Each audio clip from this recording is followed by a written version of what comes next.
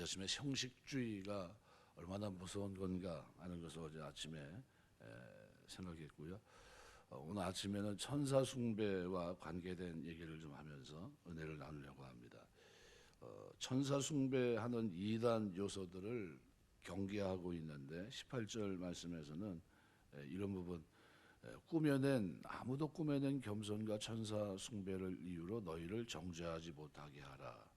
정죄하지 못하게 하라고 하는 것은 아주 부적격 선언을 하는 이런 걸 얘기하는데요. 천사 숭배자들은 율법주의자들보다 더 강하게 골로새 교회 성도들에게 해를 끼치는 영향을 줬는데, 자신들을 심판자 위치에 올려놓고 자신들의 체험을 기준으로 골로새 교회 성도들로 하여금 천사 숭배를 강하게 요구했습니다. 천사를 경험하거나 숭배하지 않으면 구원을 얻지 못하는 것처럼 그들을 위협하고 미혹했던 겁니다. 이 바울은 그런 위협과 미혹 속에 있는 골로새 성도들에게 그렇게 굴복함으로써 마땅히 받아야 될 하나님의 상을 받지 못하는 일이 없어야 된다는 것을 권면하고 있는데요.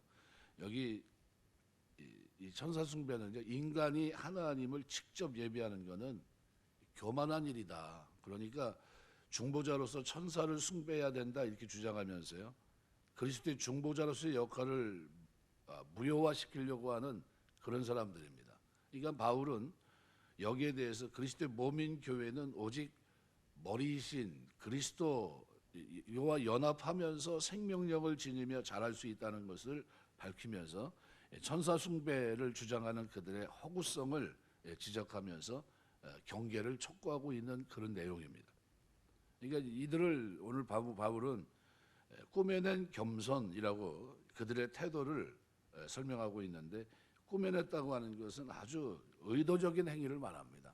그러니까 우리가 왜곡시키는 거죠. 그러니까 의도적인 겸손한 태도를 취한다는 사실을 나타내기 위해서 사용된 표현인데, 진짜 겸손한 건가? 겸손이 아니라는 겁니다. 하나님께 직접 나아가기에는 자신이 스스로를 너무나 하찮은 존재로 여긴다는 인상을 의도적으로 전달하면서, 그러니까 하나님과 인간 사이에는 중개하는 천사를 숭배해야 된다는 추론을 이끌어내는 그런 행동을 한 겁니다. 그러니까 나는 하나님을 직접 경배할 만한 자격이 없기 때문에 중보자인 천사 숭배를 통해 하나님을 경배해야 된다는 아주 위성적인 겸손의 논리로 자신들의 천사 숭배 행위를 정당화하려고 했던 겁니다. 그래서 이런 모습들은 초대교회 성도들이 많은 어려움을 겪었던 모습입니다. 그래서 히브리서 1장 7절에 보면 또 천사들에 관하여는 그는 그의 천사들을 바람으로 그의 사역자들을 불꽃으로 삼으시니라 하였으되, 이게 무슨 얘기냐면 천사들은 뭡니까?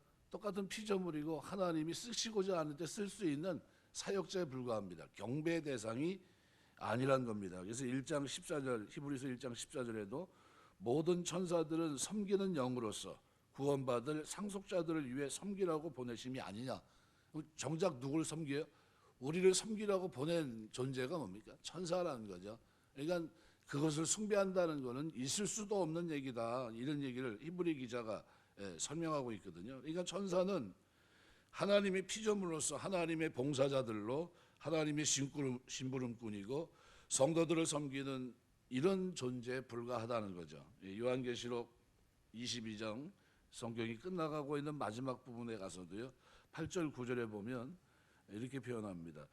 이것들을 보고 들은 자는 나 요한이니 내가 듣고 볼 때 이 일을 내게 보이던 천사의 발 앞에 경배하려고 엎드렸더니 그가 내게 말하기를, 나는 너와 내 형제 선지자들과 또 이 두루마리의 말씀을 지키는 자들과 함께 된 종이니 그리하지 말고 하나님께 경배하라 하더라. 경배받을 존재가 아닙니다. 천사는 천사 숭배를 얘기하는 것은 꾸며낸 아주 겸손을 통해서 가장한 아주 잘못된 거죠. 그래서 사도 요한은 천사로부터 신천 신지에 대한 놀라운 계시를 받고 그에게 경배하려고 했을 때 천사가 이것을 막은 사건이 있었고, 이것은 천사가 경배 대상이 아니라고 하는 사실을 명백하게 보여줍니다. 이러한 천사 숭배는 받아야 할 상을 잃게 하는 불행한 결과를 초래하는 겁니다. 그래서 그가 본 것을 의지하여 본 것을 내세워라는 뜻입니다. 그러니까 신비 종교의 교도들이 의식에 참여하면서 환상을 보는 것과 관련돼서 썼던 단어가 그가 그 본 것을 의지하여, 그 본 것을 내세워, 이런 뜻입니다. 그러니까 이 바울은 천사 숭배자의 두 가지 오류를 지적하는데, 하나는 자신의 체험을 중요시하면서 죄악된 마음으로 자신의 체험을 과장하고 있는 거예요. 아무 의미가 없죠. 또 두 번째는 머리 대신 예수 그리스도를 붙들지 않고, 그러니까 결국 신앙은 성장할 일이 만무합니다. 그래서 여기 자기 본 것을 의지했다, 엠바티오라는 말은요, 그것을 딛고 섰다는 겁니다. 그러니까 시각적으로 천사 숭배자들의 신앙의 태도를 묘사한 단어입니다. 자신의 체험을, 어떤 환상이나 이런 것들을 말씀보다 위에 놓는 자들이다라는 거예요. 오늘 시대도 마찬가지입니다. 하나님 말씀보다 위에다 자기의 체험을 놓으면 큰일 납니다. 믿음은 그런 게 아닙니다. 하나님 말씀의 약속을 믿는 거죠. 믿음은 보이지 않는 것을 바라는 것들의 실상입니다. 그러니까 보이지 않는 것을 바라고 믿는 것, 이것이 믿음이거든요. 그러니까 그러므로 신앙이 우리가 성숙하면 성숙할수록 관심을 갖게 되는 것은 눈에 보이는 영역이 아니라 보이지 않는 영적인 부분들입니다. 우리가 드려야 될 예배가 뭡니까? 영적 예배인데, 그 예배는 신령한 그 하나님이 기뻐하시는 예배인데, 로기코스라는 단어거든요. 로기코스, 이성적이라는 겁니다. 이성적, 생각하고 살아가는 거거든요. 그러니까 영적으로 충만하다는 것은, 성령 충만하고 영감이 충만한 삶은 이성이 포함되어 있는, 이성을 다해 드리는 예배입니다. 그러니까 하나님께 경배하기 위해서 가장 큰, 우리가 가지고 있는 가장 큰 도구가 뭡니까? 이성이란 도구인데, 이것이 바르게 쓰여지는 예배예요. 이게 영적 예배입니다.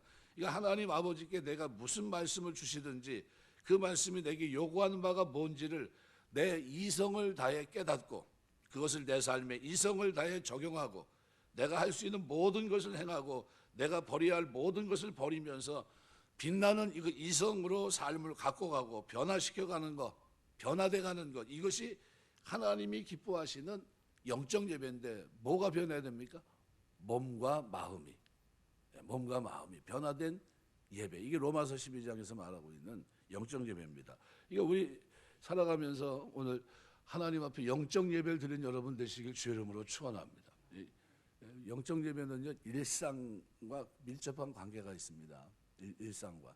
제가 주일 이제 준비를 하면서 아주 포괄적으로 기도라고 하는 부분에 예수님의 삶, 기도했던 삶, 다니엘이 일상 속에 기도했던 삶, 이런 것들을 조명하면서 성경에 특별히 마지막 때를 향해서 말씀하고 있는 누가복음의 메시지를 가지고 비교하면서 기도, 항상 기도한다는 게 무슨 의미인가, 그거를 이제 이번 주에 제가 설명을 드리려고 합니다. 그것이 왜 하나님 앞에, 인자 앞에 서도록 하기 위해서 필요한 삶이 있는데, 그게 뭐냐 하면요, 날마다 일상 속에 기도하는 삶입니다.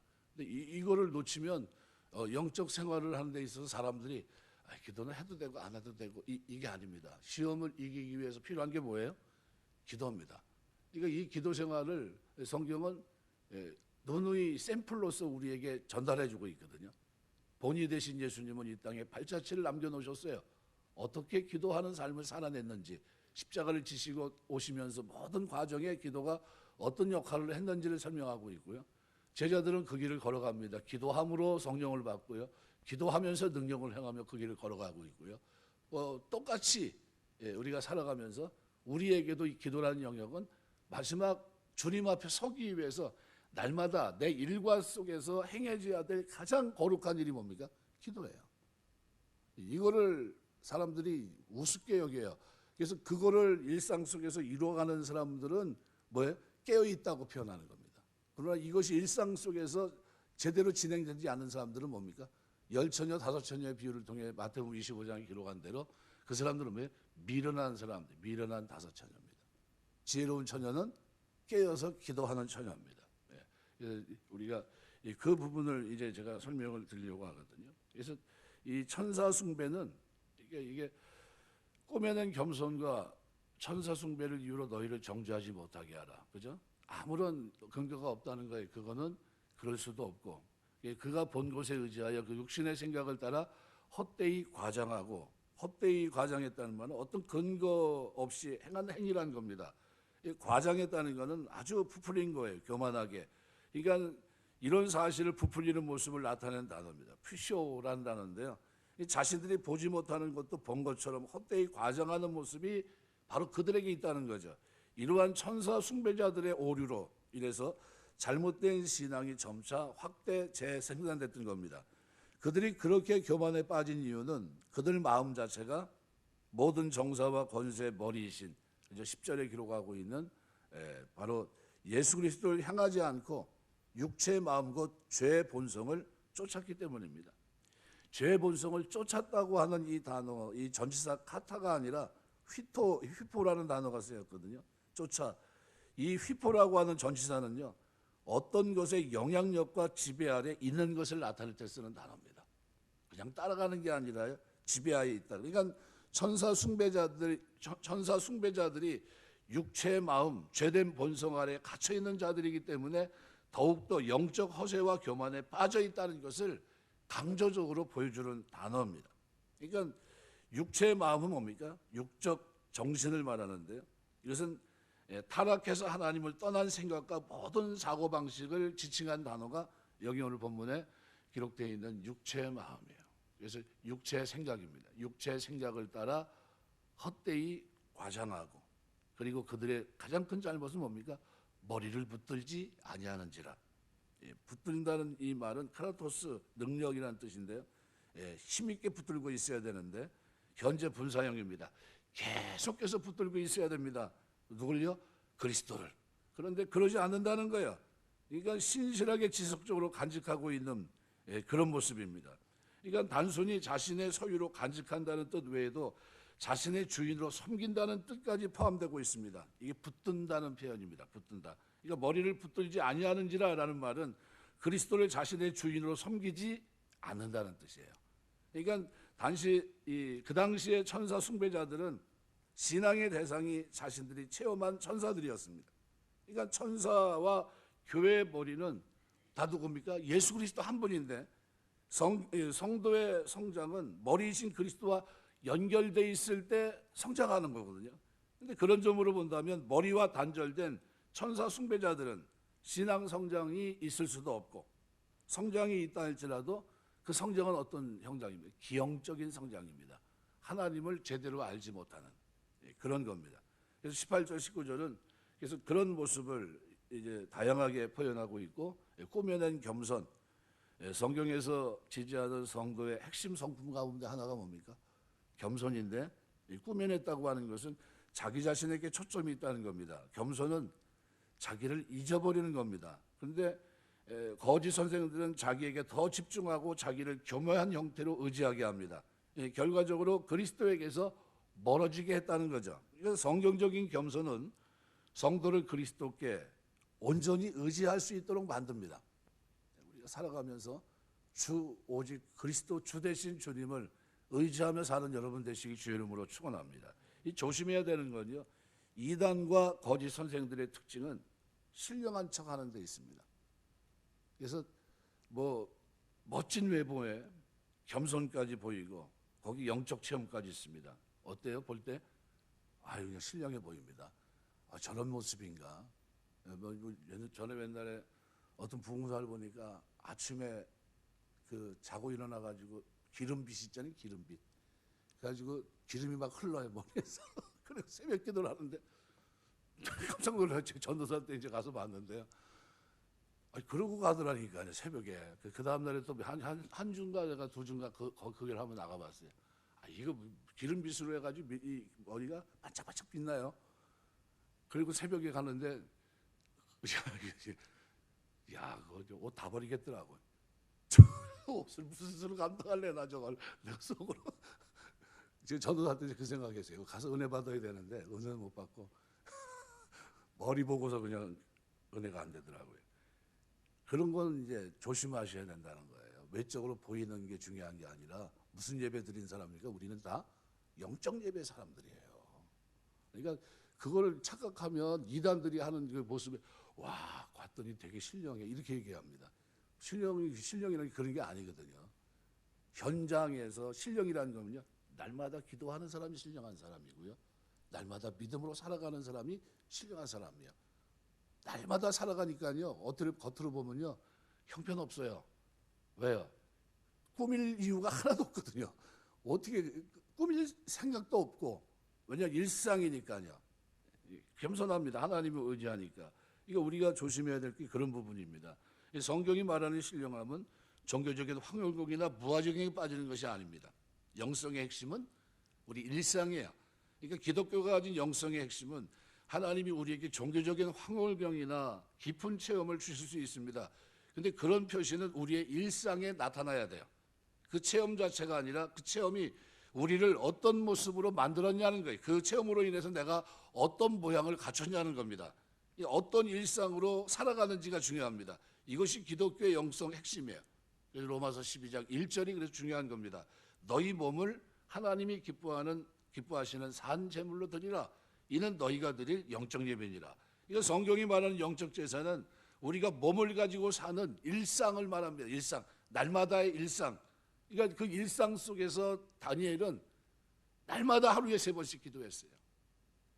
그 일상을 놓치지 않습니다. 그죠? 이제 기도하지 말라는 왕의 금령이 내려졌는데도 마치 뭐처럼요? 자동이 된 것처럼요. 그냥 어떤 환경을 만나도 일상에 늘 하던 그대로 살아갑니다. 두려움이 이런 거 다 집어치고요. 하나님 앞에 내가 마땅히 해야 될 삶으로 거룩한 삶의 자리를 뜻을 정한 어렸을 때 그 자세가 나이가 들어서 환난 앞에 있는데도 그 일상이 무너지지 않아요. 뭐가 그를 건졌을까요? 그 일상이 하나님 앞에 살아갔던 그 거룩함이 하나님의 은혜를 입게 하고요. 하나님의 능력을 경험하게 했던 겁니다. 일상이 중요합니다. 그래서 영성의 핵심은 우리 몸이 하는 모든 일이 하나님을 예비하는 현장으로 바뀌는 거예요. 고린도후서 12장 1절에서 6절 보면 바울이 삼층천의 신비를 경험했던 장면들을 표현하는데 여기서 이런 말합니다. 무익 하나만 내가 부득불 자랑하리니 내가 이런 사람들 위해 자랑하겠으나 나를 위해서는 약한 것 외에 자랑하지 아니하니라 하면서 겸손하게 얘기해요. 그리고 자기의 뭘 얘기합니까? 자기가 병이 떠나가기를 3번 간구했지만 하나님이 약한데 내 능력이 약한 데서 온전해짐이라. 그래서 그 이후로 자기가 뭘 자랑해요? 자기의 약함과 부족함과 연약함 이런 걸 가지고 어떻게 해요? 그것이 내게 머물게 하려 함이라 하면서 어떻게 해요? 그것을 자신이 기뻐한다 그랬어요. 이것이 기독교 그리스도인들이 가져야 될 영성의 핵심입니다. 우리 2장 19절에 이단과 거짓 선생들은 교회 머리이신 그리스도와 연합되어 있지 않는 안타까운 모습을 보여줍니다. 말씀해 뵙겠습니다. 교회는 그리스도를 의지함으로 생명력을 유지합니다. 머리를 붙들지 아니하는지라 이것은 천사 숭배 어리석음을 지적한 겁니다. 또한 이것은 그들의 그릇된 원인이 뭔지를 보여줍니다. 머리는 그리스도를 가리킵니다. 천사 숭배자들은 교회 머리신 그리스도를 의지하지 않고 도리어 육체의 마음을 쫓아 그 본 것을 의지하고 그것을 과장하고 성도들을 비진리로 이끌면서 교회를 바르게 성장하지 못하도록 했던 겁니다. 그들은 교회를 머리 없는 몸처럼 생명을 상실하게 했어요. 머리가 뭐예요? 다 지시거든요. 온몸의 지체는 머리의 몸체를 통해서, 머리의 통제를 통해서만 지체로의 역할을 다할 수 있는 겁니다. 이것은 교회에도 그대로 적용됩니다. 그래서 예배소 말씀 한번 볼까요? 예배소서 4장.